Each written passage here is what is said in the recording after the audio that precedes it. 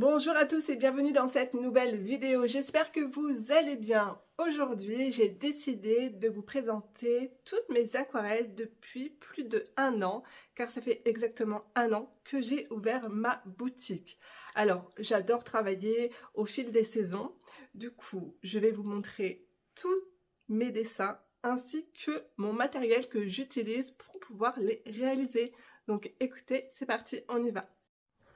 Je commence par le matériel. Alors, j'ai plusieurs aquarelles, mais je dois vous avouer que j'ai une grosse préférence pour les teintes dans la palette Kuretake Art Nouveau 2. Alors, gros coup de cœur, on peut le voir, les plus creusés, les teintes roses. Je vous montre le nuancier. On a des jolis bleus aussi pour faire des ciels. Et des teintes beige très appréciables pour faire les façades, les maisons en pierre. J'aime beaucoup.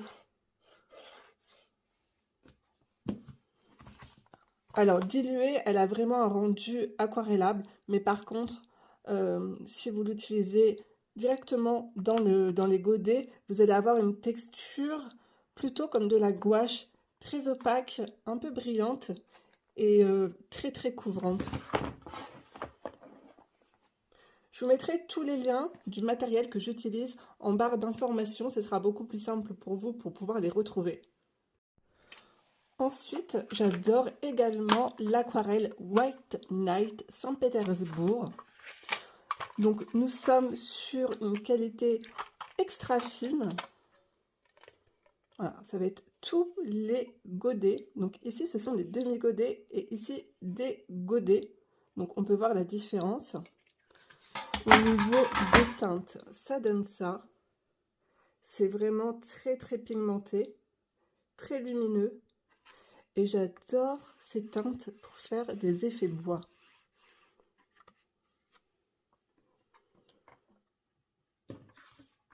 Et au niveau du prix, elle est vraiment très correcte.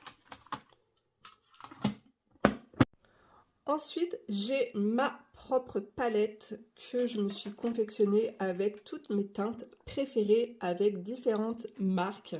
Alors, on va pouvoir y retrouver la marque Van Gogh, la marque Winsor & Newton. J'ai aussi également des godets de chez Sennelier. J'ai des godets de chez Art Philosophie également. Enfin, voilà, j'ai un petit peu pioché dans toutes les marques. Donc, ça donne ça. Oui, ma palette est très sale. C'est bon signe. Voilà, je l'utilise tout le temps. Donc, à la base, on peut voir, hein, ce sont des godets que j'ai remplis avec de l'aquarelle en tube. C'est beaucoup plus économique. Surtout lorsque vous avez des teintes que vous aimez énormément, que vous utilisez souvent, je vous conseille de les acheter en tube. Alors, du coup, ça donne ça.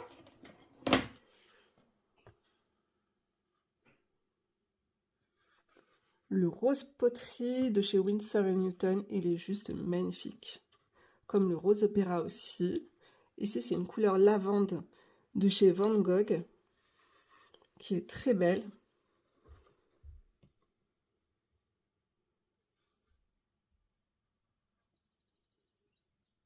L'or vert aussi de chez Winsor & Newton.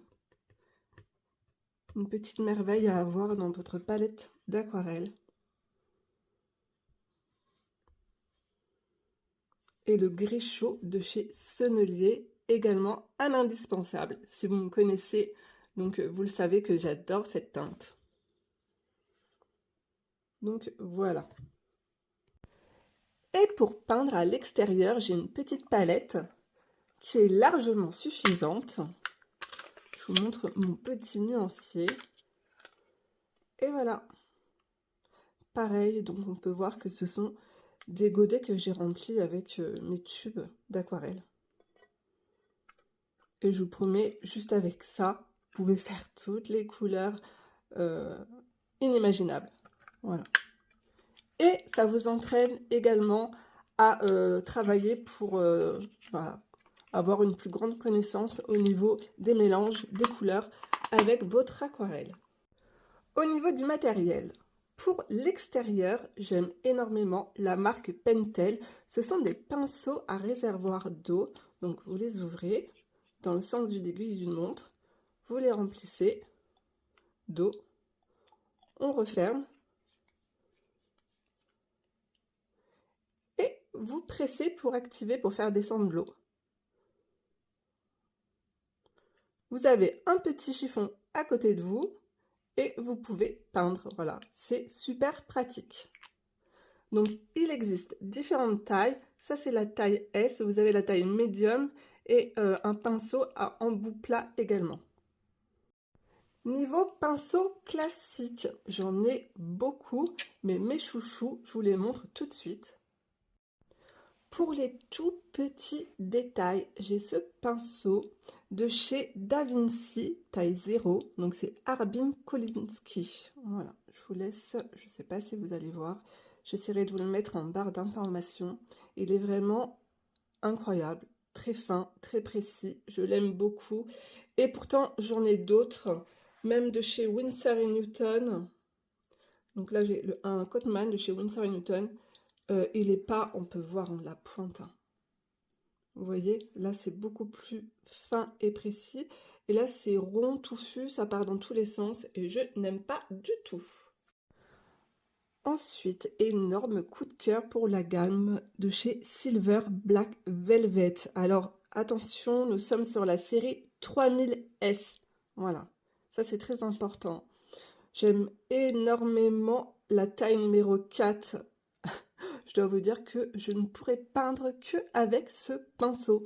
Parce qu'une fois mouillé, la pointe devient très très fine et je peux faire tous les petits détails. Voilà, il garde énormément d'eau à l'intérieur. C'est juste un plaisir pour peindre. Ils sont incroyables. Voilà, donc je vous les conseille à 100%. Allez-y. Ils sont difficiles à trouver, mais j'essaierai voilà, de vous trouver un lien en barre d'information. Niveau prix, ce ne sont pas les plus chers et ce ne sont pas les moins chers aussi, mais si vous devez en choisir que un parmi tous mes pinceaux, c'est bien celui-là, la taille numéro 4. Au niveau du petit matériel, alors je vais faire tous mes croquis avec le crayon papier de chez Faber-Castell. Donc le numéro c'est le 2H, tout simplement parce qu'il n'est pas très gras. Du coup votre trait de crayon va être très léger et facile après à estomper. Et j'estompe toujours avec une gomme mie-pain de chez Faber-Castell également. Donc vous la prenez, vous la réchauffez entre vos doigts. Et ensuite, vous venez la rouler sur le papier pour en fait que ça puisse absorber votre crayon de papier, tout simplement, avant de peindre. Mon fluide de masquage préféré pour garder mes zones blanches, c'est le fluide de chez Winsor & Newton que j'applique avec un pinceau. Voilà. Pour les zones de lumière, j'aime utiliser le Posca, mais alors il est tout fin, c'est le Posca PC1MR 0,7 mm. La pointe est en fer et il est juste incroyable. Ou sinon, vous avez également chez Uniball Signo ce crayon blanc aussi qui est très bien, qui fait son job.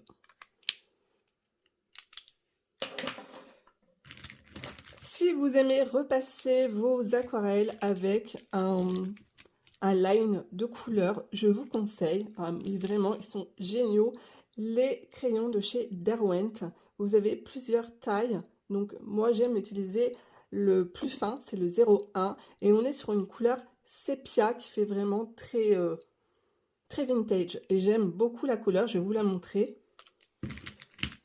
Sinon, donc tout ça, ça résiste à l'eau, hein. Et sinon, vous avez cette teinte aussi qui est très jolie, c'est la sanguine de chez Faber-Castell. Alors, je vous montre la mine 01. Et je vais vous montrer la couleur.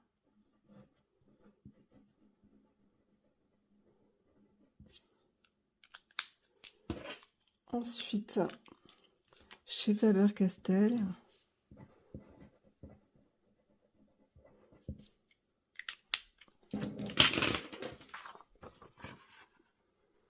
voilà, ça vous donne une idée des couleurs. Concernant le papier, j'aime beaucoup Clairefontaine. Alors ici nous sommes sur du grain fin, 100% coton, 300 grammes.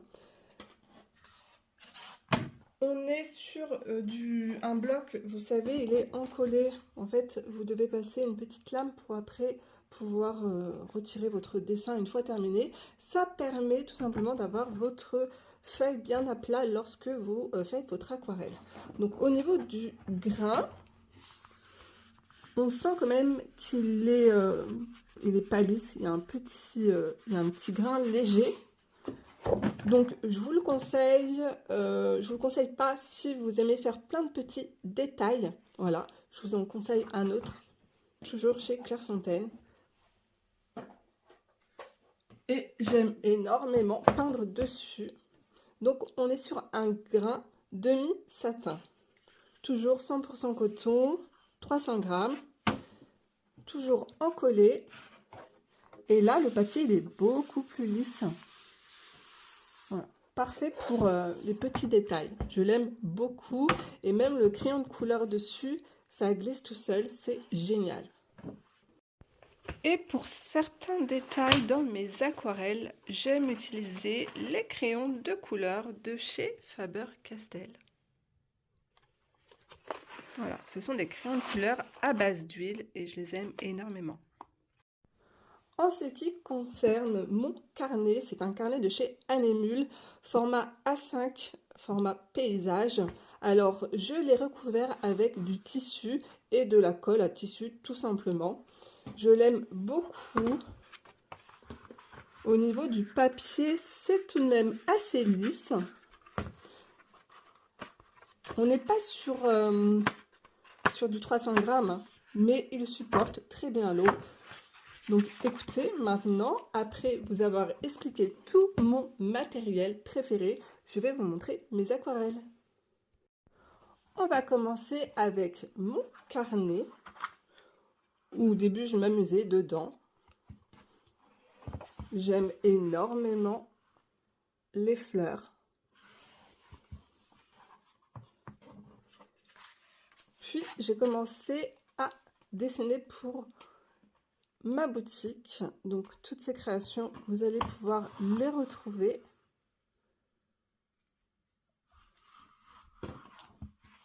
En carte postale sur différents formats. Ici, on passe, donc ça c'était ma première collection l'année dernière. Donc le thème c'était un peu thème sur les fraises. Une cuisine, j'adore les cuisines et les fenêtres, les rebords de fenêtres comme ça, je ne sais pas pourquoi, mais j'ai toujours aimé. Donc vous allez en voir beaucoup dans cette vidéo.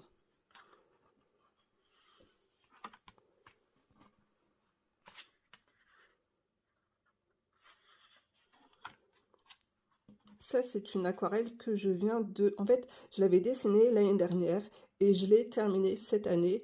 Et j'ai fait un thème un petit peu Saint-Valentin. C'est pour ça que vous retrouvez des petits cœurs partout.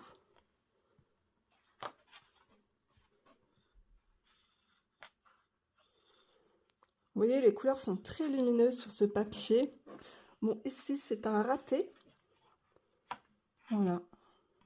J'avais complètement raté mon effet, mon quadrillage.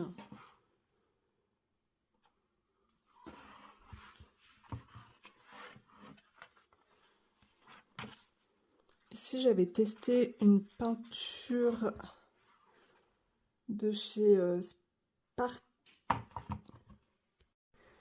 Alors ici, j'avais testé une peinture aquarellable scintillante de chez Spark Aquarelle, qui est vraiment très très jolie.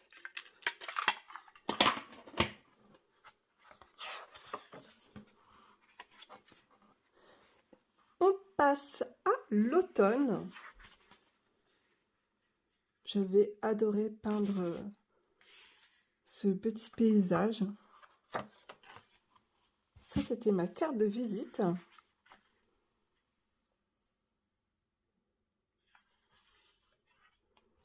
Cette petite foi, trop mignonne.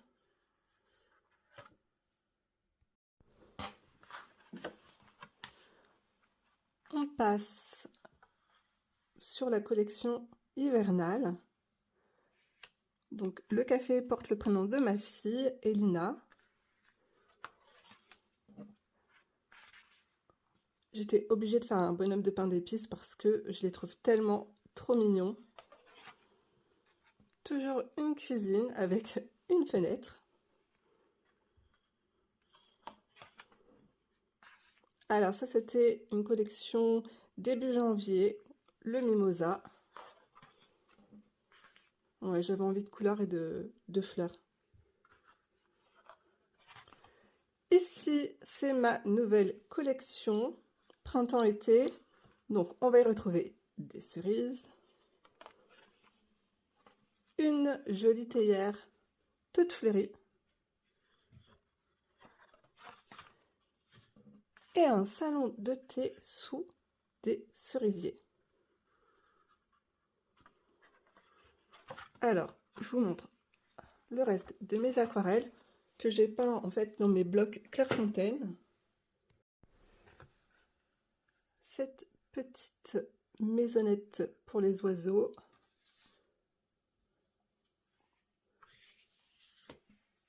Donc tout ça, c'est dans ma nouvelle collection. Le petit cottage fleuri. Donc là, le papier, nous sommes sur ce papier, le grain demi-satin.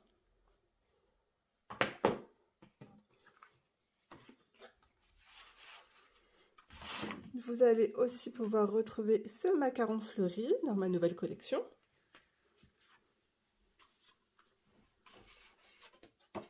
Et je vous montre d'autres dessins que j'ai pu également réaliser. Donc ça, c'était dans ma collection automnale. Une part de tarte à la citrouille. Donc toujours collection d'automne. Et bien sûr, une cuisine automnale avec une fenêtre. Alors, cette cuisine, vous l'avez beaucoup aimée. Merci infiniment. Les citrouilles.